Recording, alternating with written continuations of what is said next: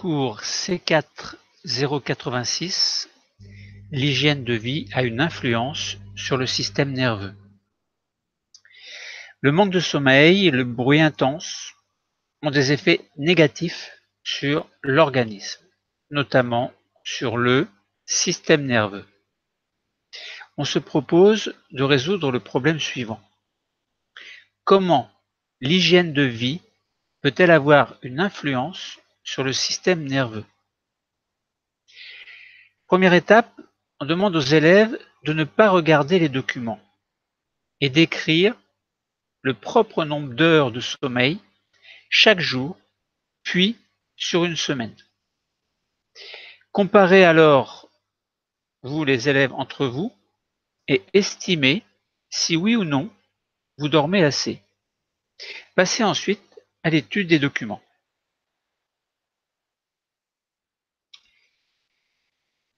Vous pouvez suivre les consignes suivantes si vous le souhaitez.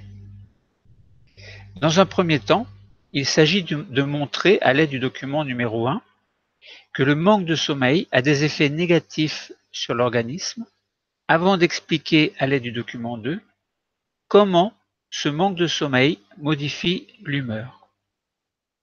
Justifiez alors à l'aide du document 3 l'intérêt d'un minimum d'heures de sommeil par nuit. Dans un second temps, expliquez à l'aide des documents 4 à 6 quels sont les effets du bruit intense ou répété sur le système nerveux. Justifiez alors, en utilisant le document numéro 7, pourquoi l'écoute prolongée de musique à fort volume est déconseillée. La compétence que vous allez travailler, adopter un comportement éthique et responsable. Notamment, fonder ses choix de comportement responsable vis-à-vis de sa santé sur des arguments scientifiques. Alors, avant de passer à un modèle de correction simple, commençons par jeter un œil sur les documents. Donc, nous allons dans un premier temps essayer de montrer les effets du sommeil sur le cerveau. Dans un premier document, nous voyons une dame, et sans lire le texte, nous voyons que sur l'une des photos, elle a l'air plutôt en bonne santé, plutôt bien, et sur l'autre photo, on a l'impression qu'elle est un peu plus fatiguée. Alors en fait, pour les besoins d'une étude, eh bien, cette femme s'est privée de sommeil un certain temps. Donc cette journaliste, elle avait l'habitude de dormir 8 heures par nuit. Elle a réduit sa durée de sommeil à 4 heures une première nuit, puis après une récupération à 6 heures, 5 nuits consécutives. Durant cette période, la journaliste s'est montrée distraite et maladroite. Elle avait du mal à maîtriser ses émotions. Elle était déprimée et irritable.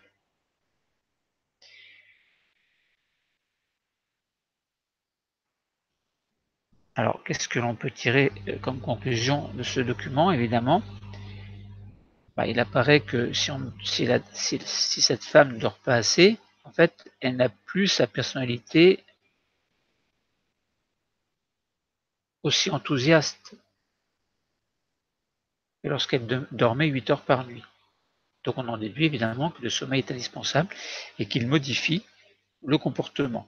Dans le sens, par exemple, une déprime, personne irritable, etc. Bon, on peut avoir d'autres symptômes également. Donc ça peut être un comportement dangereux à la limite.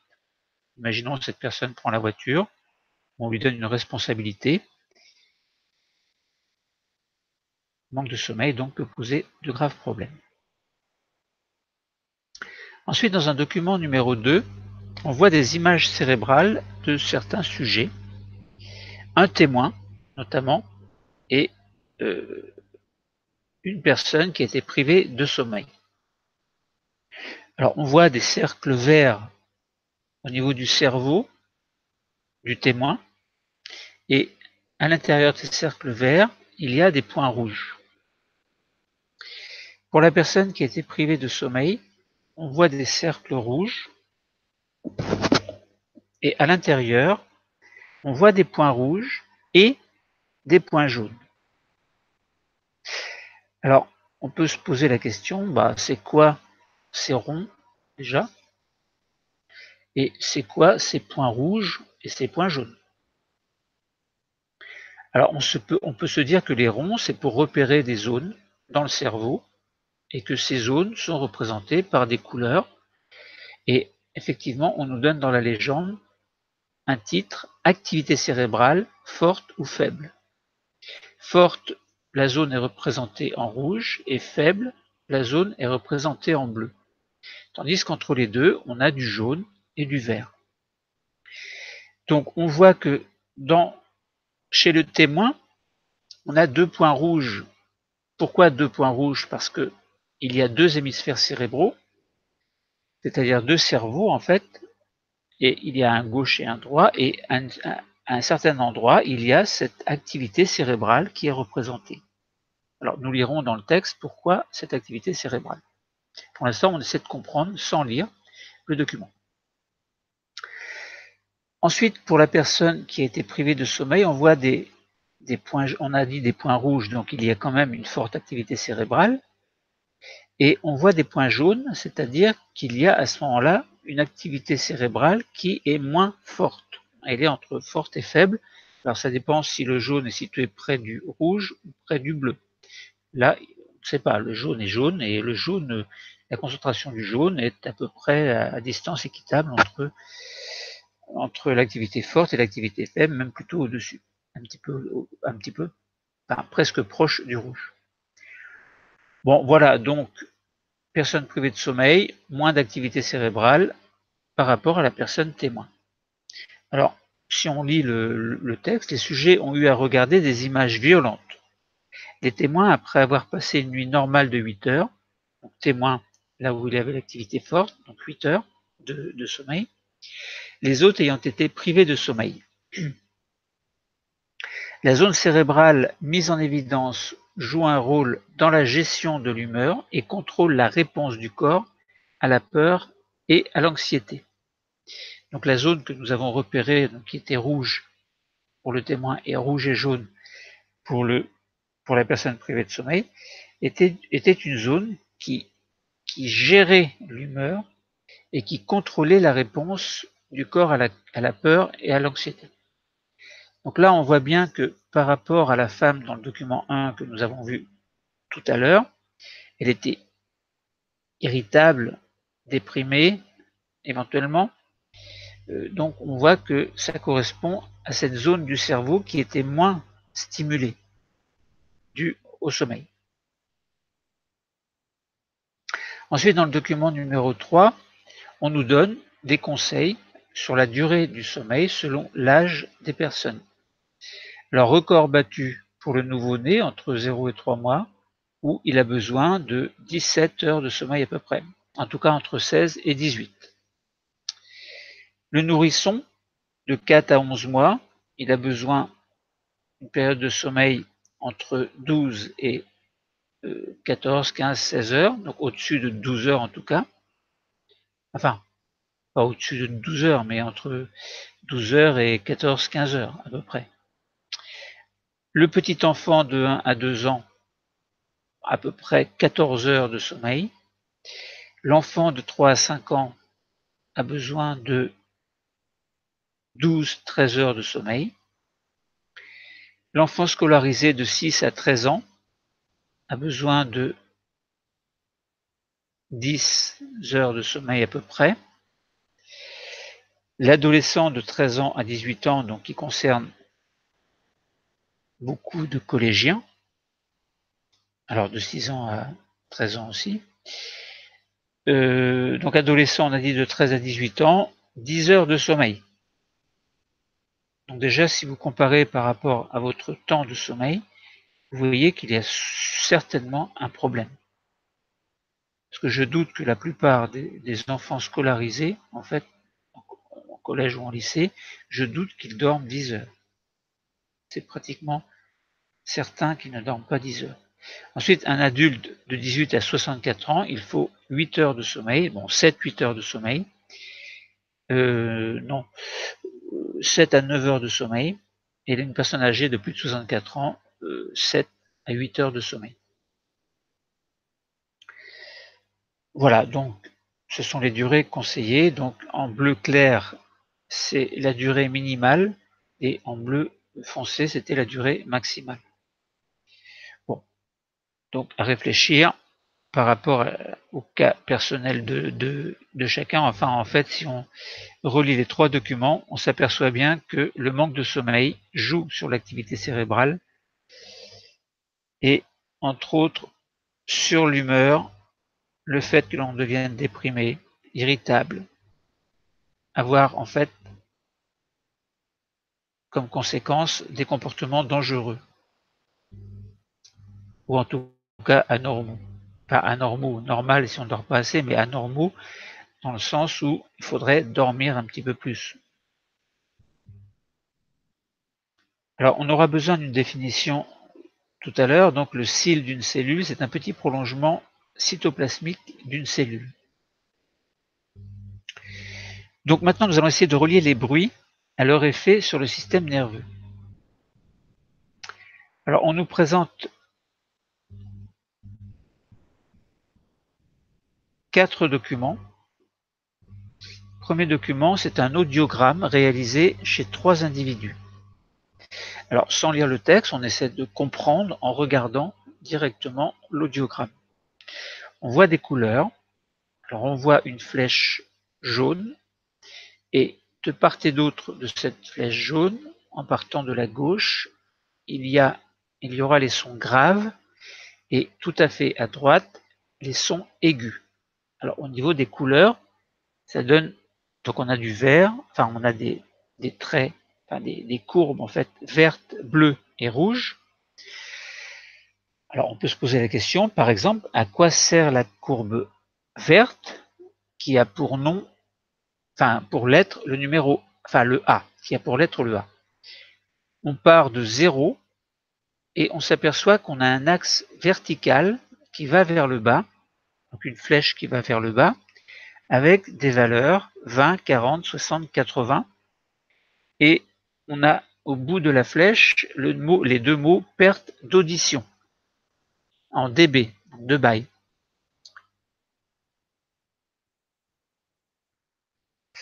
Donc ça veut dire que si on regarde la courbe verte, elle est pratiquement située à 0 dB. Donc pour les sons graves et les sons aigus,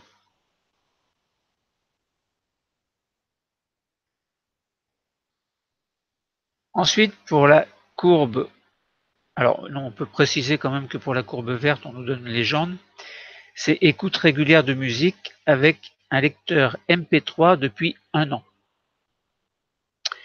Donc ça veut dire quoi 0? Ça veut dire que 0 dB. Cette personne a 0 dB.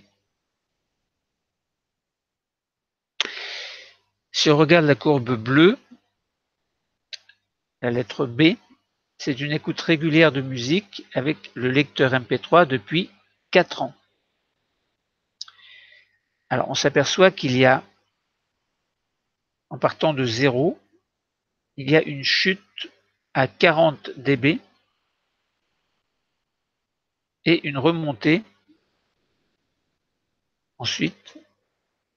Alors, je laisse un petit peu de temps pour que les élèves puissent comprendre. Ça veut dire quoi ça?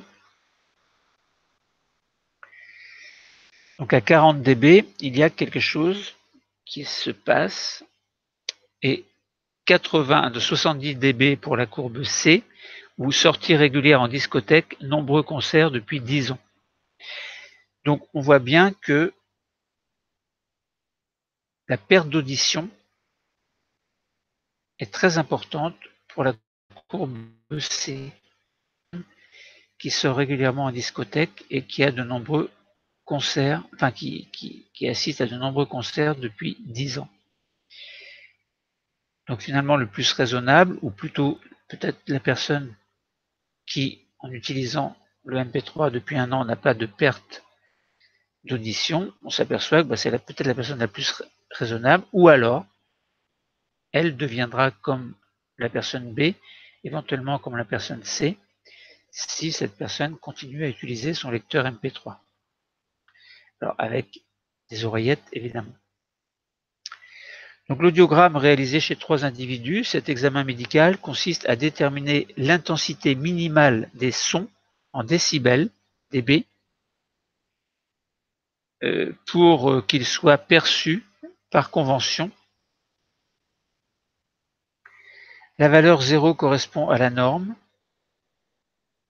S'il faut augmenter l'intensité du son pour qu'il soit perçu, l'individu présente une perte d'audition et celle-ci devient significative quand elle atteint 20 décibels, 20 dB. Alors tout à l'heure j'ai dit 2 bails, c'est pas 2 bails évidemment. Donc décibels.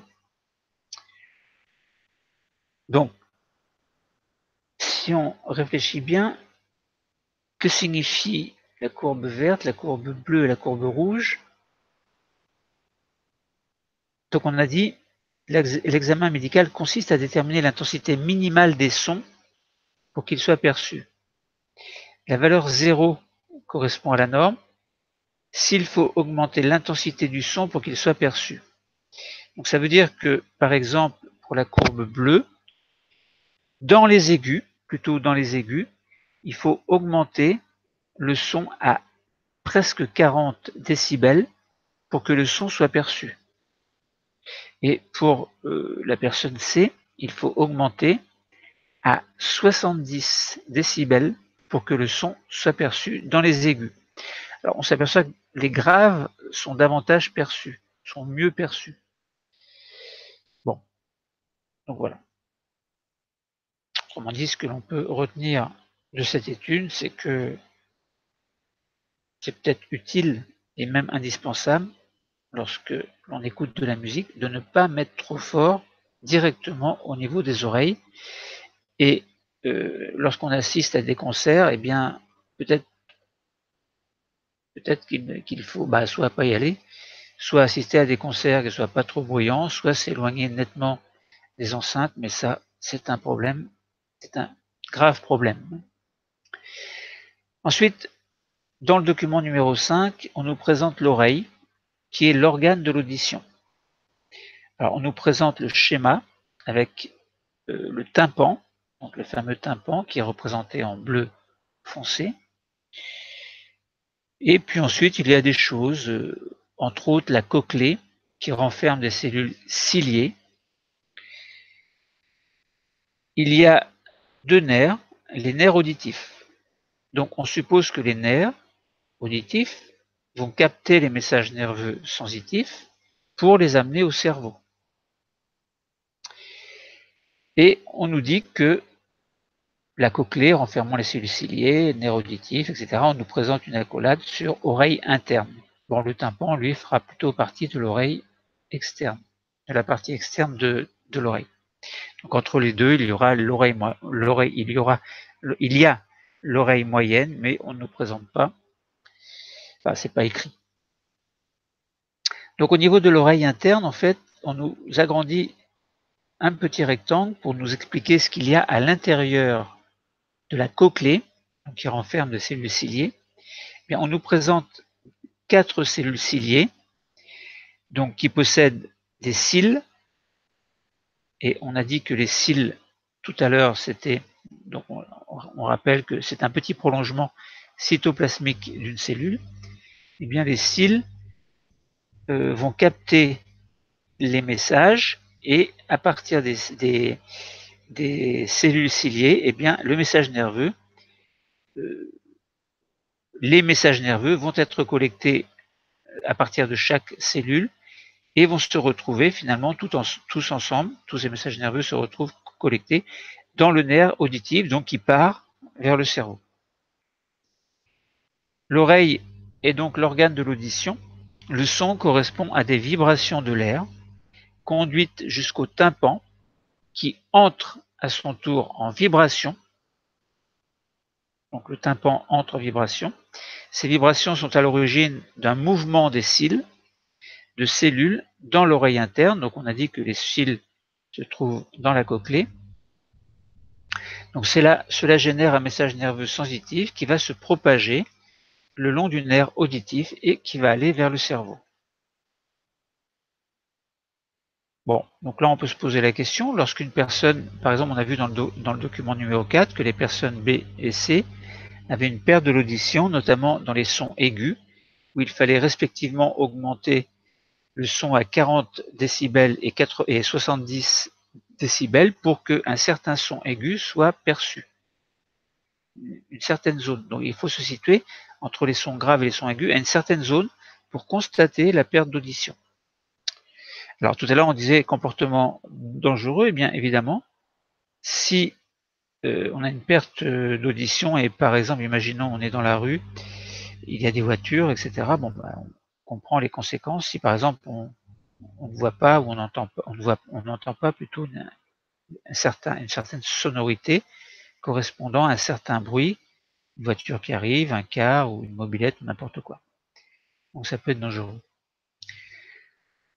Ensuite, dans le document numéro 6, on nous présente l'aspect de cellules ciliées de l'oreille interne de deux individus.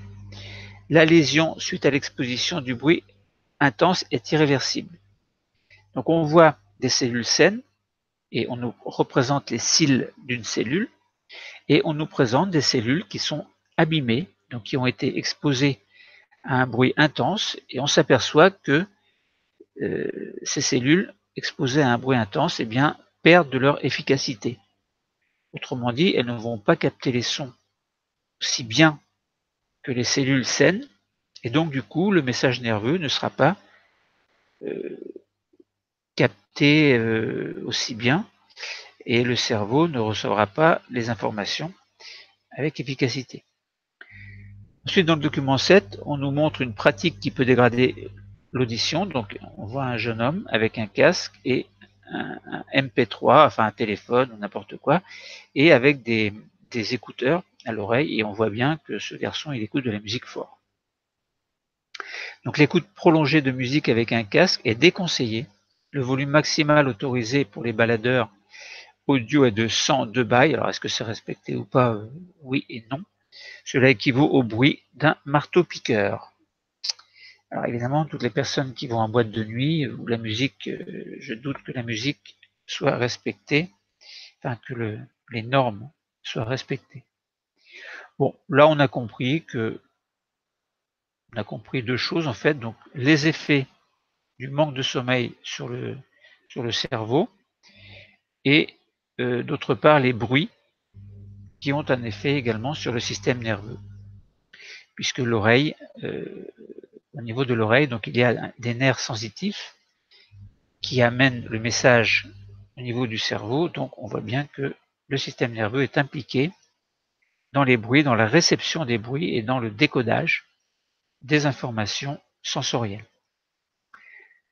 Voilà, donc l'étude des documents, bon, très simple, hein, est terminée. Nous allons passer à une correction relativement simple. Alors dans la correction, tout n'est pas dit, il s'agit simplement de dire l'essentiel. Alors dans le document numéro 1, il fallait montrer que le manque de sommeil a des effets négatifs sur l'organisme. Au niveau du visage, le manque de sommeil se manifeste par des traits tirés, des yeux cernés. De plus, la personne a du mal à maîtriser ses émotions et se sent déprimée et irritable. Dans le même élan, document numéro 2, expliquer comment le manque de sommeil modifie l'humeur. Bien, chez le témoin, les zones cérébrales présentant une forte activité sont moins étendues que chez le patient privé de sommeil.